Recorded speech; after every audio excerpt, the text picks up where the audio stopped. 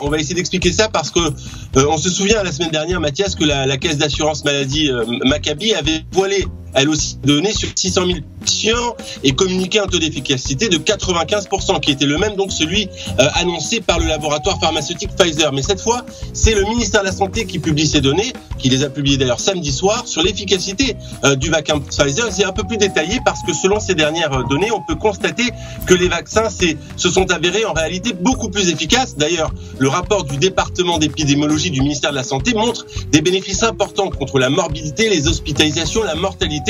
Et regardez donc ces quelques chiffres. 14 jours après avoir reçu la deuxième dose du vaccin, donc 2 semaines après, on constate que 95,8%, c'est efficace pour 95,8% de tout cas de Covid-19 confondus, 98% donc pour les cas avec fièvre et ou symptômes respiratoires, près de 99% pour les hospitalisations, 99,2%, là c'est le chiffre dont vous évoquiez tout à l'heure pour les maladies graves, et 98,9% pour la mortalité. Vous voyez, ce sont des chiffres qui vont certainement ravir le laboratoire pharmaceutique Pfizer, et on rappelle qu'Israël est pour ces laboratoires un test grandeur nature de leur vaccin. Le pays d'ailleurs s'était engagé à communiquer des données précises sur les résultats, ce qui explique aussi pourquoi on a pu ici obtenir autant de doses de vaccins.